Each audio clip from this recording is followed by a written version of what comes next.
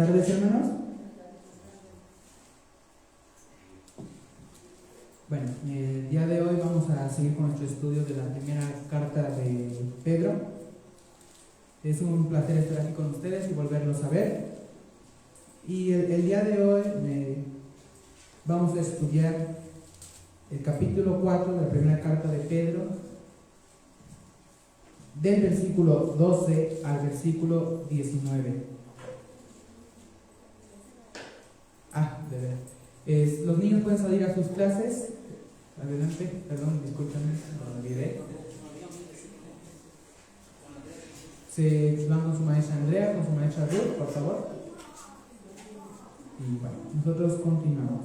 Entonces nos corresponde el estudio del versículo 12 al versículo 19 del capítulo 4 de la primera carta de Pedro. Esta sección se titula Padeciendo como cristianos, y para poder empezar voy a hacer la lectura de la palabra de Dios y seguidamente voy a hacer una oración. Entonces, la palabra de Dios dice así en la primera carta de Pedro, capítulo 4, versículos 12 al 19. Amados, no os sorprendáis del fuego de prueba que os ha sobrevenido como si alguna cosa extraña os aconteciese, sino gozaos por cuanto sois participantes de los padecimientos de Cristo, para que también en la revelación de su gloria os gocéis con gran alegría. Si sois vituperados por el nombre de Cristo, sois bienaventurados, porque el glorioso Espíritu de Dios reposa sobre vosotros. Ciertamente, de parte de ellos, Él es blasfemado, pero por vosotros es glorificado. Así que ninguno de vosotros padezca como homicida, o ladrón, o malhechor, o por entremeterse en lo ajeno. Pero si alguno padece como cristiano, no se avergüence, sino glorifique a Dios por ello. Porque es tiempo de que el juicio comience por la casa de Dios, y si primero comienza por nosotros, ¿cuál será el fin de aquellos que no obedecen al Evangelio de Dios? Y si el justo con dificultad se salva, ¿en dónde aparecerá el impío y el pecador? De modo que los que padecen según la voluntad de Dios encomienden sus almas al fiel Creador y hagan el bien. Así dice el Señor. Oremos. Padre, te damos gracias en este día, en esta hora, porque nos permites reunirnos, nos permites venir aquí para alabar tu nombre, glorificarte, elevar cantos para que honre tu nombre, Señor. Te damos gracias también por la salvación, por el perdón de nuestros pecados, porque nos has librado del fuego del infierno y nos has salvado, Padre. Te damos las gracias, Señor, porque ahora podemos acercarnos a ti sin necesidad de sacrificios, podemos acercarnos a ti confiadamente. Pongo entre tus manos, Señor, este estudio de tu palabra, que tú me uses, Señor, para poder compartirles a mis hermanos, Señor, el mensaje que has preparado. Te ruego, Señor, que nos des corazones entendidos para que podamos entender tu palabra, podamos entender el mensaje, Padre. Te ruego también por aquellos hermanos que aún faltan de llegar, que los traigas con bien, y te agradezco por todas tus bendiciones, Padre, en el nombre de Cristo Jesús. Amén. Bueno, retomando lo previamente expuesto por nuestros hermanos en domingos pasados, esta carta fue escrita más o menos en los años 60 después de Cristo. Más o menos los historiadores la sitúan entre el año 62 y el año 64 después de Cristo. Y esta carta se escribió con motivo de que en el año 64 el emperador Nerón inició un incendio en Roma. Esto ya nos lo habían explicado nuestros hermanos previamente. Fue un incendio que duró 9 días, cuyo propósito era renovar la ciudad. El emperador lo que quería era destruir esos barrios pobres, construir una Roma nueva, totalmente hermosa. Pero bueno, fue un gran destrozo, causó grandes estragos, y los ciudadanos romanos en primera instancia culparon al emperador. Muchos ciudadanos estaban inconformes, estaban enojados, pero el emperador Nerón era bastante astuto y usó a la iglesia como chivo expiatorio. le echó la culpa a los creyentes y fue por esa razón que inició una persecución que hizo que estas personas huyeran de Roma para poder librarse de la persecución del emperador. Y fue por esta razón que el apóstol Pedro escribió esta carta, su primera carta. Y esta carta tiene como propósito enseñarle al creyente cómo comportarse ante el tratamiento injusto. Quizás muchos diremos en el día de hoy, ¿y eso qué tiene que ver conmigo? Eso fue hace muchos años, en el día de hoy ya no hay emperadores, quizás no estoy padeciendo persecución y tal vez pensemos que esta carta no tiene aplicación actual, pero incluso en este momento, en pleno 2022, los creyentes alrededor del mundo padecen de persecución. Puede ser persecución política, persecución religiosa. Recordemos que hay países donde el evangelio está prohibido y aquellos que lo comparten, aquellos que se dicen que confiesan ser creyentes, son castigados con la muerte. E incluso situaciones más sencillas, a nuestro parecer, quizás hostilidad por cuestiones culturales, por cuestiones filosóficas, problemas con las nuevas corrientes de pensamiento. El día de hoy es muy común escuchar lo de la cultura de inclusión, la equidad de género, todo lo relacionado a esta comunidad LGBTQI+. Entonces, es muy común escuchar contiendas, debates entre creyentes y los representantes de dichas corrientes. Entonces, hermanos, esta carta, aún al día de hoy, 2 de enero de 2022, no ha perdido validez, no ha perdido aplicación y sigue siendo tan válida, sigue siendo tan fuerte como en el momento en que Pedro la envió a estas personas que estaban padeciendo de persecución por causa del emperador. Este pasaje de los versículos del 12 al 19 quise dividirlo en 4 partes para facilitar su estudio. La primera parte abarca solamente el versículo 12 y la titulé ¿qué esperar del mundo? El versículo 12 del capítulo 4 de la primera carta de Pedro. Bueno, a primera vista, a primera visión, el apóstol nos advierte que en un mundo como en el que vivimos, en el mundo actual, y siempre en todo momento, lo que nos espera va a ser sufrimiento, persecución. Quizás no sea sufrimiento físico, quizás no sea una enfermedad, puede ser algún sufrimiento diferente, como el causado por las burlas, la hostilidad, la violencia o los insultos. En el versículo 12, el apóstol Pedro inicia con una palabra muy especial, la palabra amados. Esta palabra nos muestra amor, compasión, un afecto y un cuidado de parte de Dios. Esta palabra en su raíz griega nos habla de un amor fraternal y de un amor divino. Esta es usada en el texto como una confirmación del amor por parte de Dios. Probablemente en el momento en el que se escribió la carta, y como ya había empezado la persecución, muchos creyentes comenzaron a dudar del amor de Dios. Quizás se preguntaron si era verdad que Dios los amaba. Probablemente en sus mentes estaban entenebrecidas por el miedo, el temor a ser atrapados.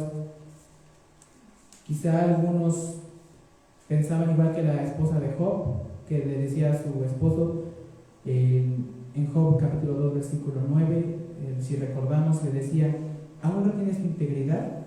Maldice a Dios y muérete. Y es por esta razón, para evitar este pensamiento, que el apóstol Pedro usa esta palabra para reiterar y reafirmar el amor de Dios para con sus hijos, a pesar de las pruebas que puedan estar pasando. En lo que sigue del versículo, el apóstol Pedro nos dice: no os sorprendáis. Probablemente muchos de los creyentes que estaban padeciendo esta persecución, que estaban en la dispersión, estuviesen totalmente asombrados a causa de dicho sufrimiento. Si nosotros nos ponemos a revisar la historia del pueblo de Israel, encontraremos infinidad de ejemplos cuando este pueblo sufrió persecución, sufrió dolor, burlas. Desde el inicio de la nación de Israel, este pueblo ha padecido de vituperios. Nos vamos, por ejemplo, a la esclavitud en Egipto, cuando Asiria conquistó Israel, cuando Babilonia destruyó Judá. Entonces, los creyentes judíos ya estaban, en cierto modo, acostumbrados a dicha persecución. Pero los creyentes de pueblos gentiles, los creyentes griegos, incluso los mismos creyentes romanos, probablemente jamás pensaron y jamás habían imaginado que por aceptar a Cristo iban a padecer semejante situación. Y como jamás habían padecido algo igual, no estaban acostumbrados. Entonces eso los sorprendió tanto que por eso el apóstol Pedro les da esta orden, esta ordenanza: no os sorprendáis. Es una indicación que le da el apóstol Pedro a los creyentes, y es una expresión similar a como nuestro Salvador la usó en los evangelios cuando le dijo a María: no me toques. Es algo similar, es con la misma intención, una indicación, una orden. Y bueno, por la manera en que el apóstol se expresa, podemos pensar que estos creyentes ya estaban totalmente sorprendidos, estaban extrañados de la persecución. Por esta razón el apóstol les da esta orden. En la Nueva Versión Internacional, la Biblia Nueva Versión Internacional lo traduce de la siguiente manera. Lo traduce como cesar de extrañarse o cesar de sorprenderse. O sea, dejen de hacerlo. Lo que nos confirma todavía más lo que quería decir el apóstol Pedro. Ahora, la palabra sorprendáis, su etimología nos dice que el apóstol Pedro usó esta palabra para indicar a los miembros de la iglesia, a los creyentes, que la persecución no era algo ajeno a la iglesia, no era algo del otro mundo, y que si en realidad somos creyentes, si somos creyentes verdaderos, es algo inherente hacerlo. Obviamente, si somos creyentes nominales, jamás vamos a padecer de persecución, jamás vamos a padecer de burlas. Pero si somos realmente hijos de Dios, el mundo siempre nos va a traer sufrimiento, nos va a traer dolor, nos va a traer burla, nos va a traer vituperio. Entonces, hermanos, no hay que sorprendernos si alguna vez somos discriminados, somos ofendidos, porque si somos realmente hijos de Dios, entonces, ¿qué nos espera que nos dé el mundo? Recordemos también nuestro estudio del Evangelio de Mateo. Hablamos en una ocasión sobre que a nuestro Señor lo insultaron. Entonces, si a nuestro Señor lo insultaron, ¿qué nos espera a nosotros que somos sus seguidores, somos sus hijos? Vayamos por favor a Mateo 10:25.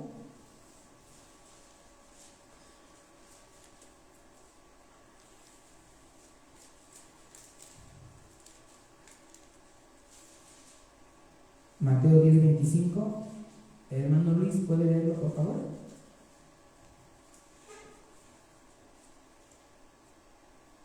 Dice la palabra de Dios: bástale al discípulo ser como su maestro y al siervo como su señor. Si al padre de familia le llamaron Beelzebul, los demás lo harán a los de su casa.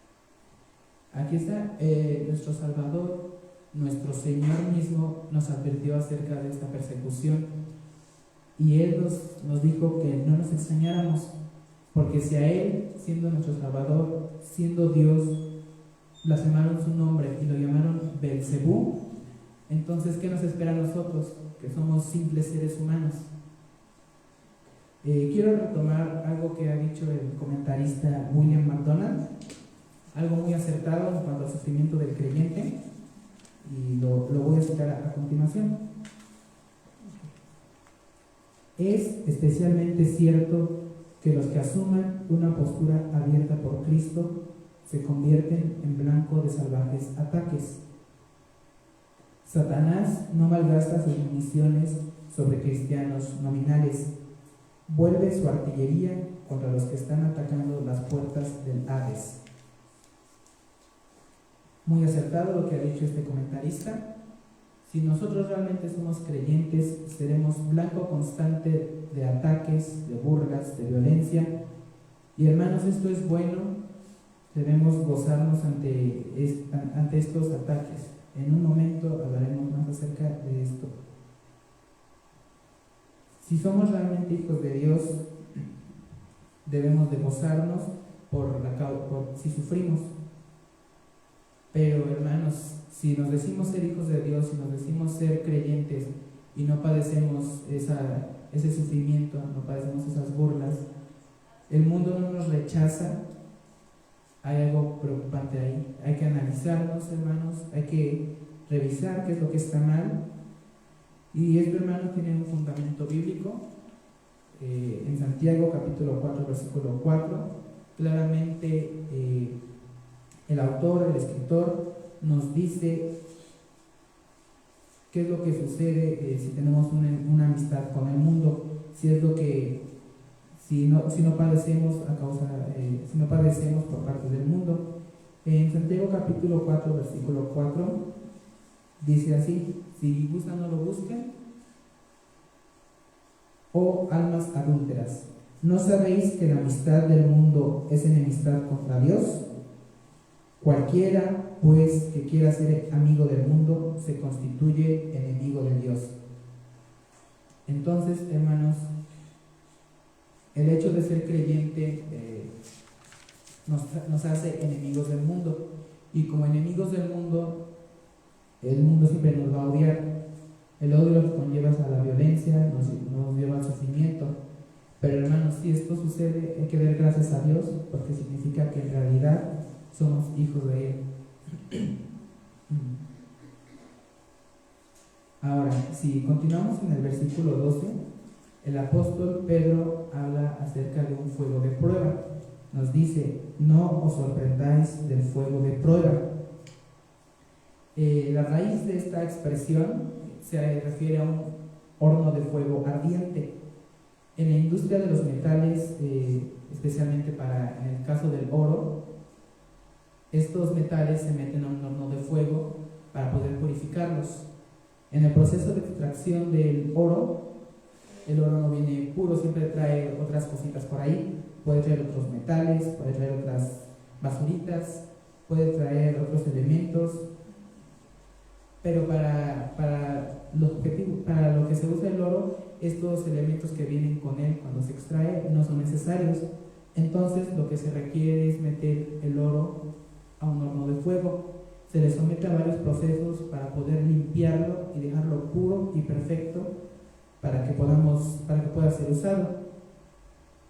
La palabra de Dios está llena de ejemplos que respaldan lo dicho por el apóstol Pedro.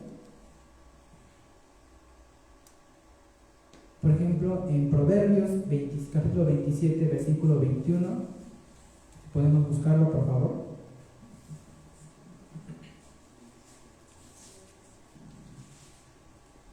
Daniel, ¿puedes leerlo, por favor? Proverbios 27, 21.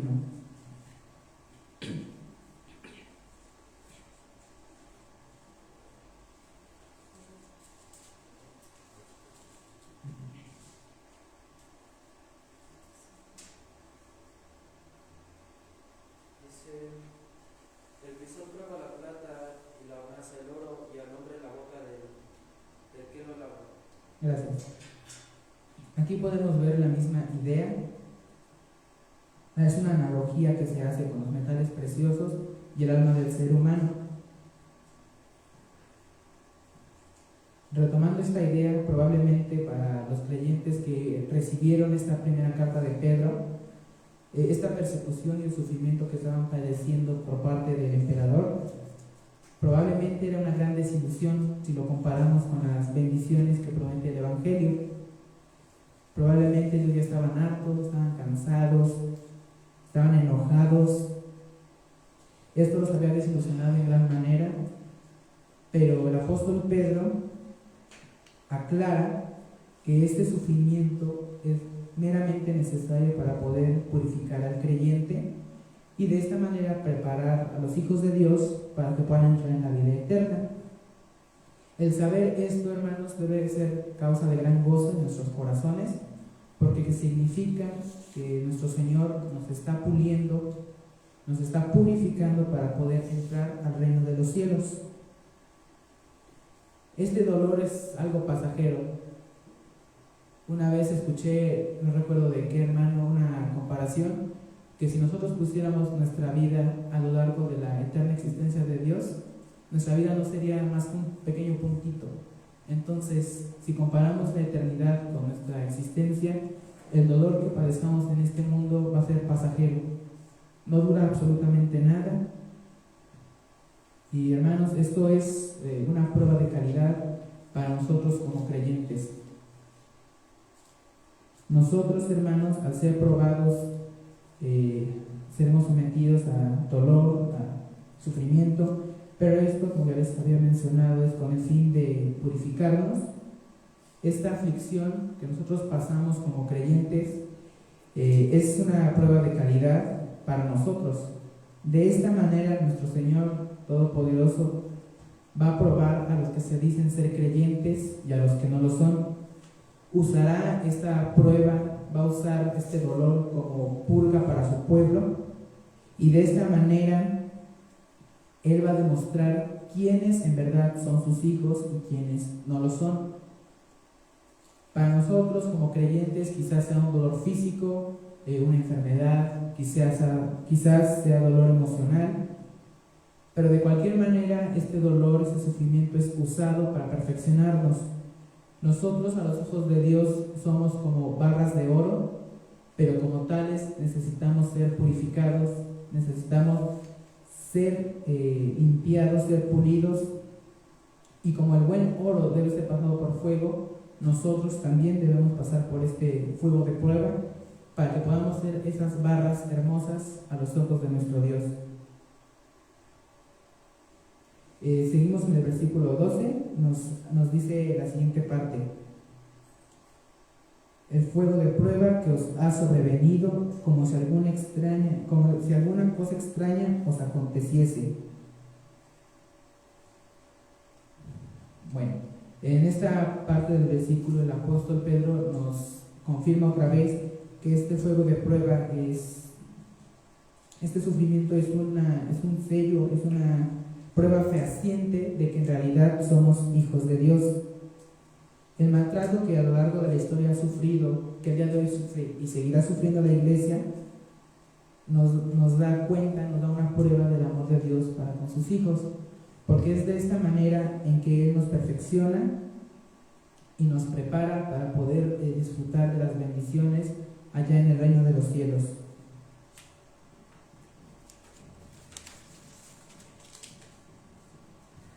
Si volvemos a recordar nuestro estudio de Mateo, seguramente todos han leído la parábola del sembrador en este evangelio. Nuestro Señor hace una comparación de los seres humanos como semillas, y quiero retomar la imagen de las semillas que cayeron sobre la tierra. Si recordamos, estas semillas crecieron demasiado rápido porque no estaban a mucha profundidad, pero al primer rayo de sol se marchitaron, se secaron y perecieron. Entonces, hermanos, esto es algo parecido a lo que usa el Señor, es el fuego de prueba, estos rayos de sol son los que en realidad demostrarán quiénes son sus hijos y quiénes no. Y bueno, también, hermanos, retomando esta parábola, tenemos que recordar que hay que evangelizar lo más correctamente posible. Evitemos ser culpables de la sangre de aquellas personas que no fueron salvas y que por nuestra evangelización vivieron siempre en una mentira. Muchas veces compartimos el evangelio muy deprisa, nos empeñamos en llenar las iglesias y presionamos a esta persona para que haga una oración de fe, pero en realidad el Espíritu de Dios no ha hecho la obra redentora en su corazón. Y hermanos, esto es algo muy terrible, tenemos que tener cuidado a la hora de evangelizar. No tengo dudas, el apóstol Pedro no lo menciona, pero tampoco me quedan dudas que en el momento en que él escribió la carta, hubo muchos supuestos creyentes que al primer atisbo de la persecución desertaron del Evangelio, prefirieron regresar a sus costumbres anteriores, y pues de esta manera el Señor demostró que estas personas no eran en realidad hijos suyos. Recordemos lo que dice Mateo 22:14, no lo busquen si así lo prefieren. Mateo 22:14 dice así: porque muchos son llamados y pocos escogidos. Entonces, hermanos, no nos asombremos que algún supuesto hermano, al momento de padecer, al momento de sufrir, deserte del Evangelio. Al contrario, debemos dar gracias a Dios, porque esto nos ayudará y le ayudará a esta persona a en realidad buscar la salvación y no vivir toda su vida sumida en una mentira. Ahora, el versículo 12 finaliza con la siguiente expresión: como si alguna cosa extraña os aconteciese. El apóstol Pedro, con esta expresión, quiere dar a entender, quiere explicar que todo el sufrimiento forma parte de un plan divino, que todo el sufrimiento es por designio y diseño de Dios, no es casualidad, no es accidente. Entonces, esto es para revelar si en realidad la persona ha recibido el llamado a ser hijo de Dios y si en verdad es hijo de Dios. Las pruebas son usadas también para fortalecer nuestra fe, acercarnos a Dios y acercarnos a la estatura del varón perfecto que es nuestro Señor Jesucristo. Entonces, hermano, si usted padece persecución, si usted padece burlas por causa de su fe, por causa del Evangelio, hay que gozarnos, porque esto es una prueba de que en realidad somos hijos de Dios. Ok, ahora pasemos a la segunda parte. Para esta segunda parte voy a leer el versículo 13 y el versículo 14. Esta segunda parte la titulé La gloria en el sufrimiento. La palabra de Dios dice así: sino gozaos por cuanto sois participantes de los padecimientos de Cristo, para que también en la revelación de su gloria os gocéis con gran alegría. Si sois vituperados por el nombre de Cristo, sois bienaventurados, porque el glorioso Espíritu de Dios reposa sobre vosotros. Ciertamente, de parte de ellos Él es blasfemado, pero por vosotros es glorificado. Al inicio del versículo 13 nos dice: gozaos por cuanto sois participantes de los padecimientos de Cristo. Hermanos, es un privilegio el poder sufrir por causa de Cristo, el poder de alguna manera compartir el sufrimiento de nuestro Señor. Esto debe hacernos incluso más felices que el hecho de recibir un ascenso, el hecho de casarnos, incluso el hecho de tener un hijo. El poder sufrir por causa de Cristo debe ser nuestro mayor gozo, nuestra mayor alegría. Entonces debe alegrarnos en grado sumo. Y bueno, si bien no podemos compartir exactamente los mismos padecimientos que tuvo nuestro Señor Jesús en la cruz, Él es el único con poder y autoridad para perdonar nuestros pecados. Entonces no podemos compartir los mismos sufrimientos, pero nosotros como hombres podemos recibir los insultos, podemos recibir el oprobio, la persecución, podemos recibir los golpes y las heridas que los incrédulos quisieran darnos por causa del Evangelio. El más grande privilegio para el creyente es el ser encontrado digno de sufrir por Cristo. Y si nosotros somos capaces de gozarnos en el vituperio de Cristo, somos capaces de alegrarnos en medio del sufrimiento por causa del Evangelio, ¿cuánto más lo haremos cuando nuestro Señor vuelva por su pueblo en toda su gloria?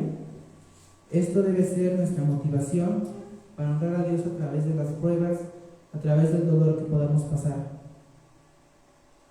Probablemente al leer lo anterior en el versículo 12, podamos concluir que solamente nos toca resignarnos a sufrir, no hacer nada más. Pero nosotros no debemos hacer esto. El apóstol Pedro nos exhorta a regocijarnos. La palabra gozaos, que viene en el versículo 13, significa mucha alegría. Y aquí en el versículo 13, la palabra que se usa en el griego es una orden que se nos da y nos indica que debemos tener una actitud continua y constante de gozo ante la prueba. No hay mejor manera de llevar el vituperio de Cristo que soportando la persecución, los insultos, las heridas y las injurias. Nuestro Señor Jesucristo, cuando estaba siendo juzgado para ser crucificado, soportó los golpes, soportó todas esos insultos y lo hizo en silencio, en paz. No contestó nada, no regresó ningún golpe, él soportó tranquilo y nosotros debemos seguir el ejemplo de nuestro Salvador.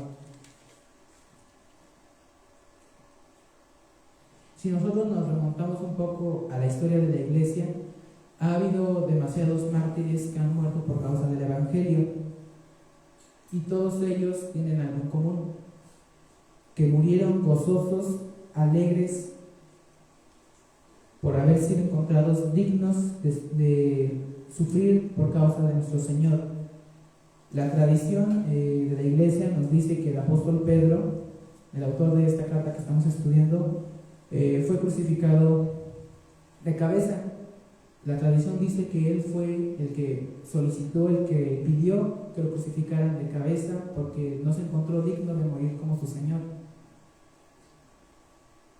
Entonces, hermanos, todos estos mártires masacrados en el Coliseo romano, todos aquellos que han sido asesinados a lo largo de la historia y en todo el mundo, han muerto gozosos, alegres de poder ser encontrados dignos de morir por nuestro Salvador. En la última parte del versículo 13 nos dice, nos habla acerca de gozarnos en el día de la revelación de su gloria. Se lo podemos leer, para que también en la revelación de su gloria os gocéis con gran alegría. Y si nosotros somos capaces de gozarnos y de honrar a Dios en nuestro sufrimiento, nuestro Señor, en el día de su revelación gloriosa a la humanidad, seremos honrados por Él. En ese momento todo ojo le verá, tal como dice Filipenses capítulo 2 versículos 10 y 11. Si gustan, no lo busquen, se los leo yo. La palabra de Dios dice así en Filipenses 2, 10 al 11: para que en el nombre de Jesús se doble toda rodilla de los que están en los cielos y en la tierra y debajo de la tierra, y toda lengua confiese que Jesucristo es el Señor, para la gloria de Dios Padre. Será en ese momento, en ese entonces, que nosotros, sus hijos, que le hayamos honrado mediante nuestro sufrimiento, mediante nuestras pruebas y mediante nuestro dolor, los que hayamos llevado su vituperio siempre gozosos, ese día, hermanos, recibiremos honra de nuestro Señor, recibiremos honor de aquel que nos amó y dio su vida por nuestros pecados. Ahora pasemos al versículo 14, que dice: si sois vituperados por el nombre de Cristo, sois bienaventurados, porque el glorioso Espíritu de Dios reposa sobre vosotros. Ciertamente de parte de ellos Él es blasfemado, pero por vosotros es glorificado. El apóstol Pedro inicia con una condicionante. Nos dice: si sois vituperados por causa de Cristo. La consecuencia a esta condicionante nos la da el mismo texto. Nos dice que somos bienaventurados. Los cristianos de la iglesia primitiva, ellos sabían bastante bien, conocían bastante bien el verdadero significado de ser maltratados por causa de Cristo. Y ellos se gozaban, se consideraban, se sentían bienaventurados por poder participar del sufrimiento del Salvador. Si me acompañan a Mateo capítulo 5, versículo 11 y 12, por favor.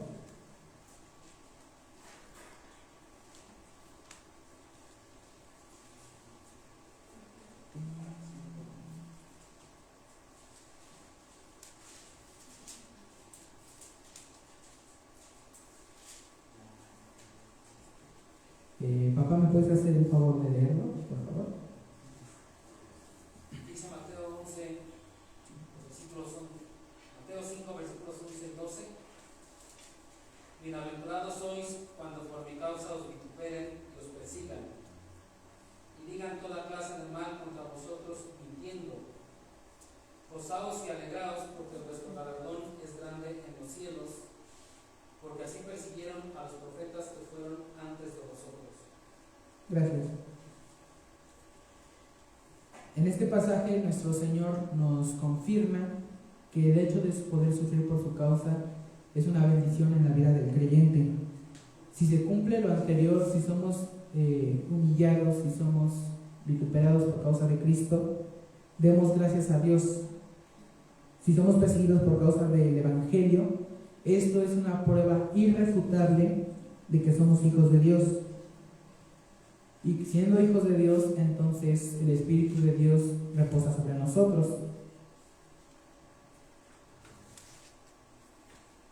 En esta parte del versículo 14, donde dice, porque el glorioso Espíritu de Dios reposa sobre vosotros, es una expresión que en sí misma se convierte en un sello indudable, un sello de fe, una prueba fehaciente de nuestra salvación.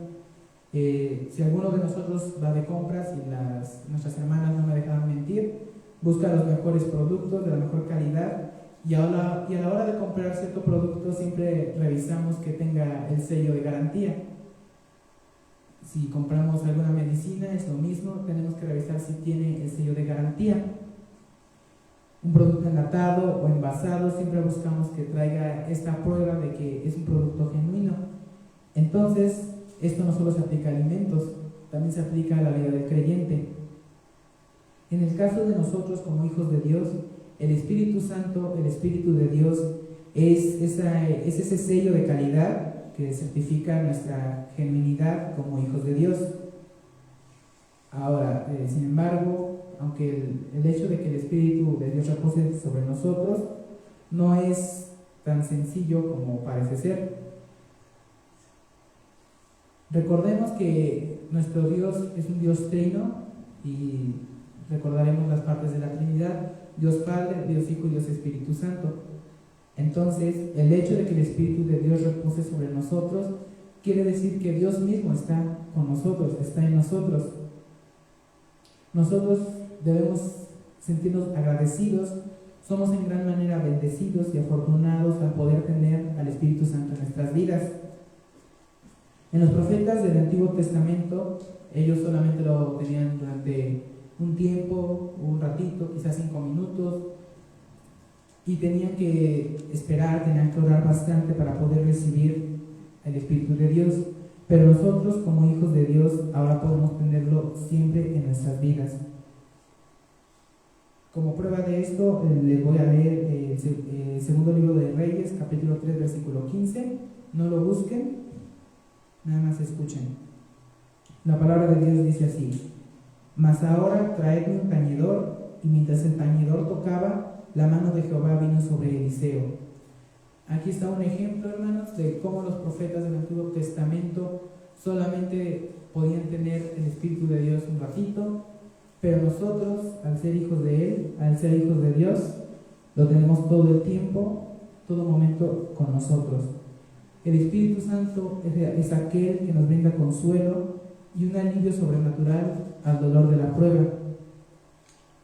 Es un espíritu glorioso, como dice el espíritu del versículo 14, porque es Dios mismo, y la naturaleza divina de Dios lo hace en sí mismo glorioso. Ahora, el verbo reposa significa que el Espíritu de Dios está sobre nosotros, está en nuestras vidas. Y también nos habla acerca del propósito del Espíritu Santo en nosotros, que es el dar descanso al creyente en el tiempo de la prueba. Y muchos recordaremos la historia de Esteban, el primer mártir de la iglesia, cuando fue juzgado por los líderes judíos ante los cuales él defendió su fe. La Escritura menciona que estos varones judíos veían el rostro de Esteban como si fuera el de un ángel. La Biblia menciona que Esteban tenía paz Estaba sereno, estaba tranquilo ante su juicio. Defendió su fe tan elocuentemente, dio a conocer el Evangelio y, hermanos, él, lleno del Espíritu Santo, a punto de morir, alzó sus ojos y vio la gloria del Señor. Y aún mejor, hermanos, él pidió por el perdón de aquellos que lo estaban apedreando. Esta es la función del Espíritu Santo en la vida del creyente. Él dará descanso, Él dará reposo, dará paz, dará tranquilidad. Hay muchos ejemplos como el de Esteban a lo largo de toda la historia. Son demasiados para poder hablar de cada uno de ellos, pero lo que tenían en común todos ellos, todos estos hermanos y hermanas que murieron por causa de Cristo, es que todos murieron en paz. Todos murieron tranquilos y felices de poder morir por nuestro Señor. Y este refrigerio, esta paz, solo el Espíritu Santo nos la puede dar. ¿Qué persona común y corriente puede encontrar refugio ante la tortura? Nadie. Creo que seguramente si hiciéramos un experimento, una persona inmediatamente comenzaría a llorar, se retorcería de dolor. Pero aquellos creyentes que murieron por causa del Señor, por causa de nuestro Salvador, murieron en paz, murieron tranquilos gracias al Espíritu de Dios que tenían en sus vidas. Por esta razón, hermanos, no hay que temer a la hora de la prueba. No temamos la hora en que tendremos que ser pasados por fuego, porque no estaremos solos. Tendremos al Espíritu Santo en nuestras vidas. Ahora, para terminar con el versículo, voy a leer la parte final que dice: ciertamente de parte de ellos Él es blasfemado, pero por vosotros es glorificado.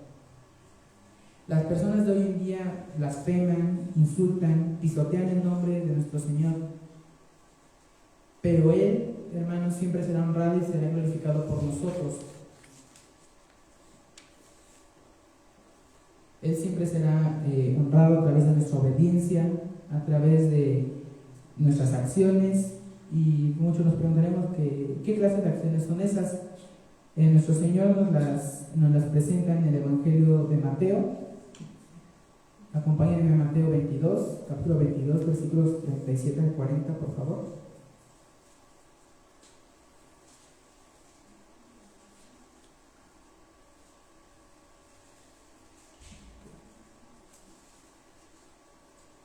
Mateo 22, versículos 37 al 40.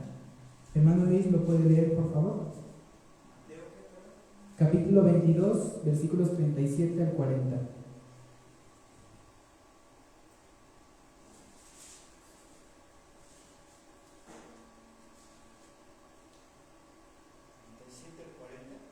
Por favor. Jesús le dijo: amarás al Señor tu Dios con todo tu corazón, con todo tu alma y con toda tu mente.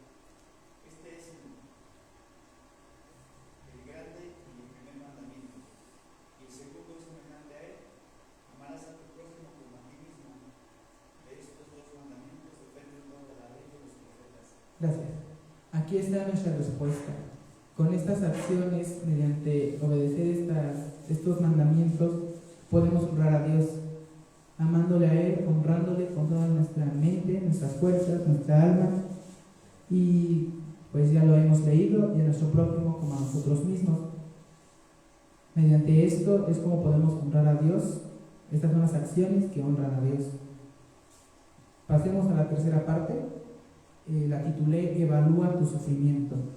Para esto leeremos los versículos del 15 al 18, y la palabra de Dios dice así: así que ninguno de vosotros padezca como homicida o ladrón o malhechor o por entremeterse en lo ajeno, pero si alguno padece como cristiano, no se avergüence, sino glorifique a Dios por ello, porque es tiempo de que el juicio comience por la casa de Dios, y si primero comienza por nosotros, ¿cuál será el fin de aquellos que no obedecen al Evangelio de Dios? Y si el justo con dificultad se salva, ¿en dónde aparecerá el impío y el pecador? En la primera parte del versículo 15, el apóstol inicia presentando una clase de sufrimiento que no trae consigo el refrigerio del Espíritu Santo. El apóstol Pedro da una lista de una lista breve de ciertos pecados que traen sufrimiento, pero que no traen consigo el refrigerio del Espíritu Santo. Son acciones que no honran a Dios y traen vergüenza al testimonio de Cristo. En el versículo 15 se menciona a los homicidas, a los ladrones, a los malhechores y a los que se entrometen en lo ajeno. En el mundo antiguo, el crimen de homicidio y el de robo obtenían la pena capital. Entonces, el apóstol Pedro aclara que si es nuestro caso y nosotros estemos padeciendo por nuestro propio pecado, debemos recibir nuestro castigo sin quejarnos. Y de la misma manera, no esperemos el consuelo del Espíritu Santo, porque estamos sufriendo por nuestra propia culpa, por nuestro pecado.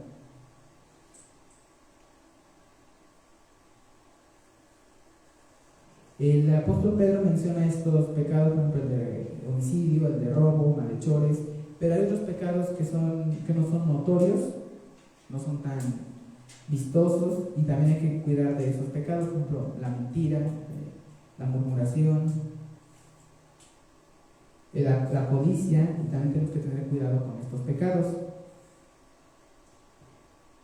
Por ejemplo, en el caso de los ladrones, no tiene nada que ver con la cantidad que robó. Puede no ser dinero, puede ser alguna otra cosa, quizás sea un clip para una hoja de papel, sea una grapa, quizás sea un lápiz para los que vamos a la escuela. Pero no se trata de quién robó más, de cuánto robaste o de lo que robaste. No importa si es solo un centavo o si es 1,000,000 de pesos, pero hermanos, lo que importa aquí es la acción y la intención.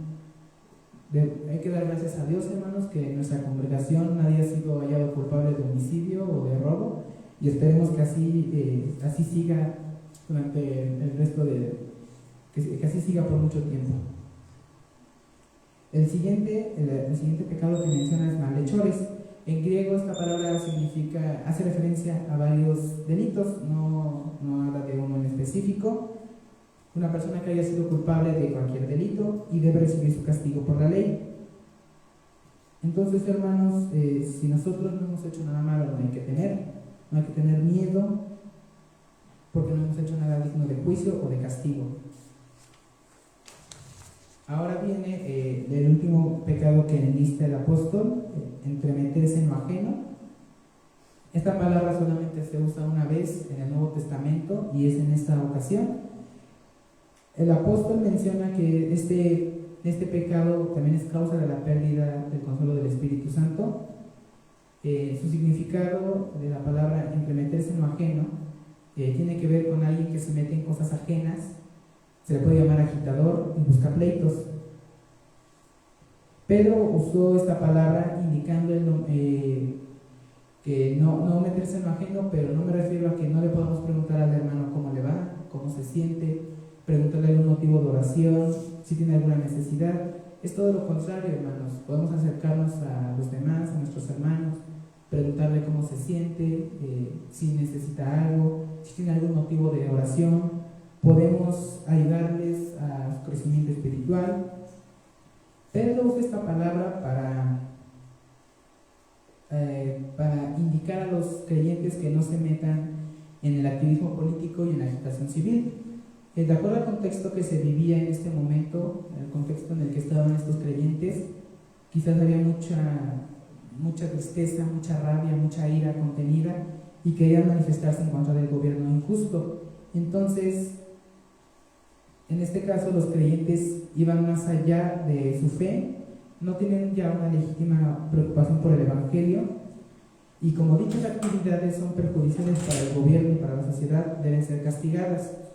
Entonces, hermanos, es totalmente erróneo que el creyente vea el castigo por ser agitador, porque es incorrecto que se vea como un supuesto sufrimiento por causa del Evangelio.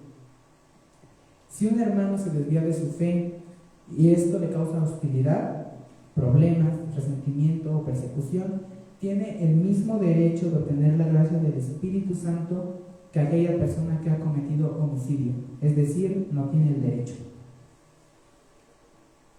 Para terminar con este versículo, es preciso que aclaremos que es indispensable, es importante mantener un buen testimonio de Cristo, ya que en estos pecados que lista el apóstol Pedro y muchos otros más no hay gloria para su nombre, solo hay vergüenza para el nombre de nuestro Señor.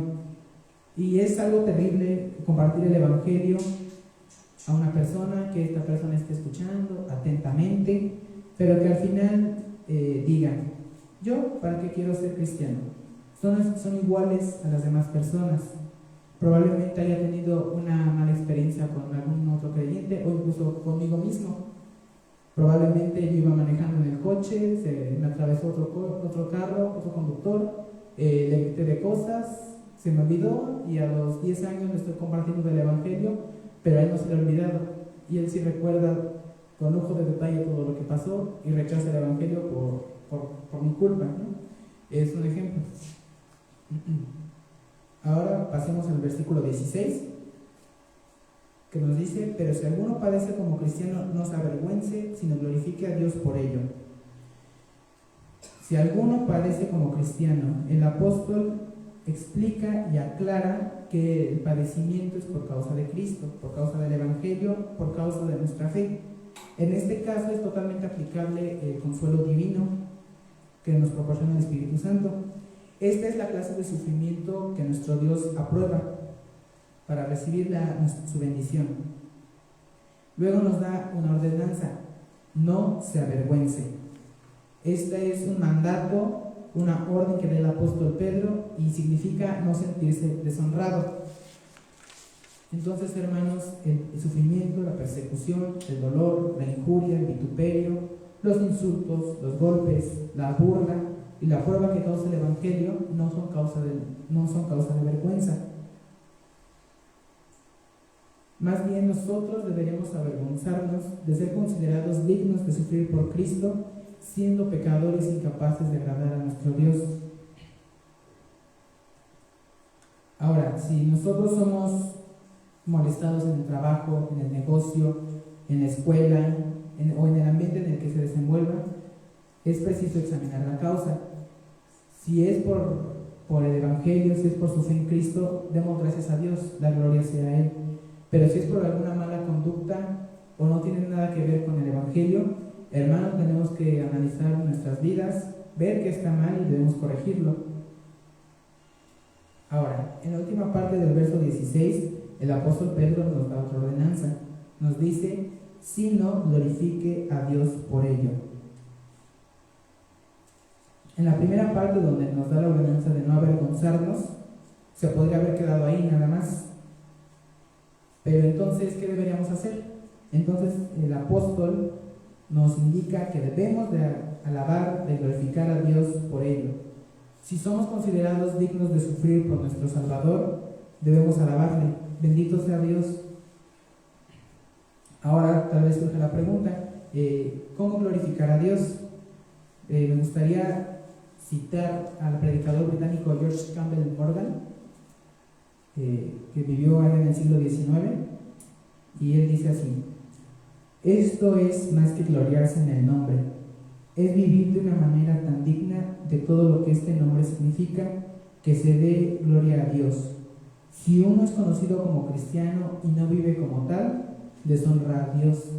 Llevar este nombre es asumir una responsabilidad grande y gloriosa, pero no menos solemne. El ser llamado hijo de Dios, el ser llamado a ser cristiano, es un gran compromiso y una gran responsabilidad. Un cirujano de la especialidad que sea, por ejemplo, en el caso de una cirugía del corazón, tiene una gran responsabilidad en sus manos. Si tiene un pequeño error, por ligero que sea, por mínimo que sea, la persona, el paciente al que está operando, puede perder la vida. Pero aún más grande que esto es la responsabilidad de llevar el nombre de Cristo. No seamos de aquellos supuestos creyentes que se dicen ser cristianos, pero deshonran el santo nombre del Altísimo con sus hechos. Seamos responsables, honremos a Dios con nuestras acciones y no usemos su nombre para pisotearlo. Continuemos el versículo 17. El apóstol Pedro aquí realiza un contraste entre los sufrimientos de la iglesia de Dios en este mundo y los compara con el sufrimiento de los impíos en la condenación eterna. El versículo inicia con tres palabras muy importantes, porque es tiempo. El comentarista William MacDonald hace referencia a este pueblo, a este tiempo, como la dispensación de la iglesia, que va desde el día de Pentecostés hasta el día en que Cristo venga por su iglesia, el día del arrebatamiento. La siguiente parte del versículo dice así: de que el juicio comience por la casa de Dios. En este verso, el término la casa de Dios es una referencia directa a nosotros como iglesia, es una referencia a sus hijos. Entonces, aquí la palabra juicio hace referencia a un proceso legal, un proceso judicial donde se toma una decisión sobre el pecado de una persona, y aquí en esta parte de la Biblia se refiere a un juicio divino. El juicio divino que va dirigido a los creyentes es la decisión que nuestro Señor toma sobre nuestros pecados. Ciertamente va a incluir disciplina, pero lleva a la limpieza de nuestra alma y nos libra de la condenación eterna. En el tiempo actual, la iglesia está sufriendo el juicio, podríamos llamarlo así, del mundo de incrédulos. En este momento, los hijos de Dios están padeciendo de la misma manera que nuestro Señor padeció cuando estuvo en la tierra. Pero el apóstol Pedro plantea una pregunta comparativa. Y si primero comienza por nosotros, ¿cuál será el fin de aquellos que no obedecen el Evangelio de Dios? En el tiempo actual, los creyentes sí sufren bastante, padecen por hacer el bien, pero es una manera en que Dios nos prepara y nos prueba para entrar al reino de los cielos. Ahora, el apóstol Pedro se pregunta: ¿cuál será el fin de aquellos que no obedecen al Evangelio de Dios? La respuesta es sencilla: su destino inevitable es el juicio de Cristo en el gran trono blanco, donde los enviará a la condenación eterna. Este es el fin de aquellos que no obedecen el Evangelio de Dios. Si nosotros padecemos pruebas y persecución en este mundo, ¿qué les esperará a ellos en la condenación eterna? Esto, hermanos, debe ser una motivación para nosotros, para que compartamos el Evangelio y llevemos el glorioso nombre de nuestro Dios a lo más recóndito de la tierra. Ahora, para terminar, quiero hacer una comparación entre el sufrimiento del creyente en el mundo actual y el sufrimiento del incrédulo por la eternidad. Sí, el sufrimiento del creyente es terrible, puede parecernos excesivo, pero comparado con nuestro sufrimiento, el sufrimiento de aquellos que mueran sin haber creído en Cristo, sin haber aceptado el Evangelio, será un juicio devastador, un juicio asolador, y pasarán la eternidad en el lago de fuego que arde con azufre. Pasemos al versículo 18, el cual nos plantea una nueva interrogante. Nos dice: si el justo con dificultad se salva, ¿en dónde aparecerá el impío y el pecador? La raíz griega de la palabra dificultad significa a duras penas, apenas. Algo así como la expresión que muchas amas de casa a veces dicen con la comida: apenas alcanzó la comida, difícilmente.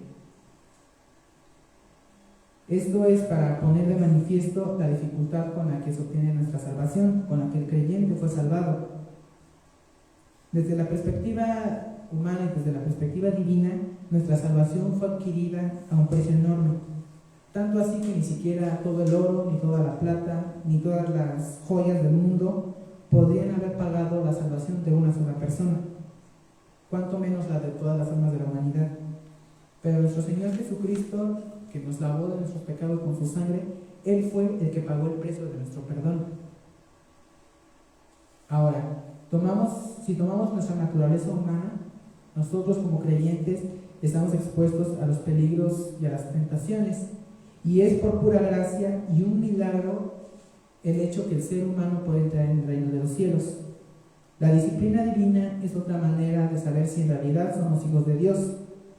En la carta a los Hebreos, en el capítulo 12, versículos 7 y 8, no lo busquen, el autor toma una comparativa de la figura paterna para poder dar su mensaje, donde un padre corregirá, castigará y dará disciplina a su hijo porque los ama. Los exhorta y los corrige porque no quiere que se pierdan, no quiere que traigan sobre sí mismos la maldición de la desobediencia. Entonces, desde la perspectiva de Dios, eso es una prueba de que somos realmente sus hijos. Y Él usa la disciplina para purificar nuestra alma, para fortalecer nuestra fe y mantenernos siempre en el camino de justicia. Entonces, hermano, si usted comete algún pecado y el Señor le disciplina, alégrese, gócese, siéntase dichoso porque es en realidad su Padre, es en realidad el Hijo de Dios. Pero si es el caso contrario, entonces hay un grave problema por ahí y ha llegado el momento de hacer un análisis de su vida. Nosotros como creyentes, hermanos, debemos esforzarnos por entrar en la puerta estrecha. Será un camino difícil, será lleno de dolor, de sufrimiento y de pruebas, pero este es el método más seguro y eficaz para demostrar quién es hijo de Dios y quién no lo es. Previamente les hablé acerca de que es por pura gracia que el ser humano pueda salvarse y es por pura gracia que podemos afrontar la prueba. Entonces, ¿qué les espera a aquellos pecadores que han muerto en sus pecados? ¿Simplemente dejarán de existir? ¿O quizás Dios les va a dar un lugar en el cielo porque es puro amor? De ninguna manera esto va a ser posible. Pedro nos dice que el sufrimiento del creyente es mínimo con el castigo eterno del impío en el infierno. Esto es una distinción entre los sufrimientos terrenales del pueblo de Dios y los sufrimientos eternos de los injustos que les espera para el resto de la eternidad. Y ya la última parte, la cuarta parte, la titulé Encomienda tu sufrimiento a Dios. Para esto leeremos el verso 19, que dice así: de modo que los que padecen según la voluntad de Dios encomienden sus almas al fiel Creador y hagan el bien.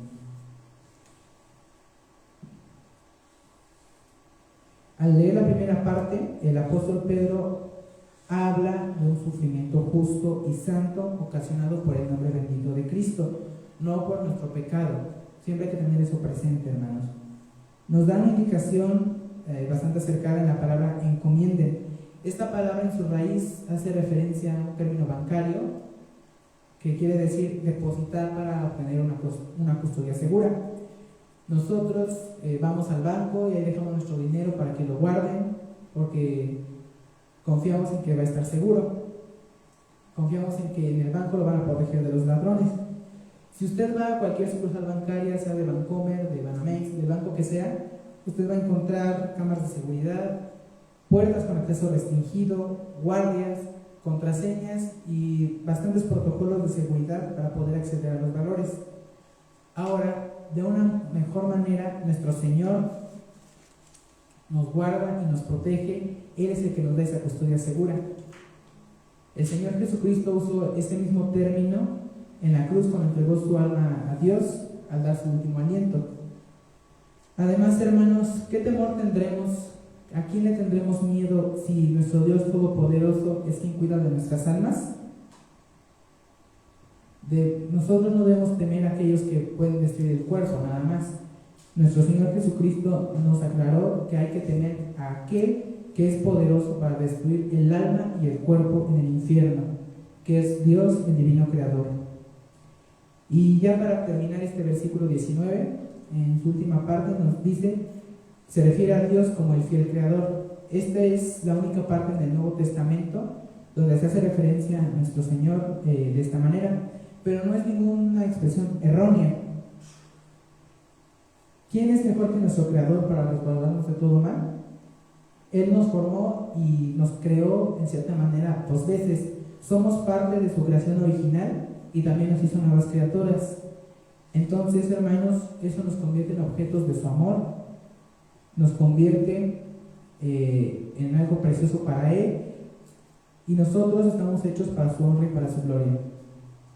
Y ya para terminar este pasaje, nos da una última indicación: hagan el bien. Es algo simple, es algo sencillo de entender. Simplemente hay que hacer lo bueno a los ojos de Dios, porque esto es bueno, esto honra a Dios.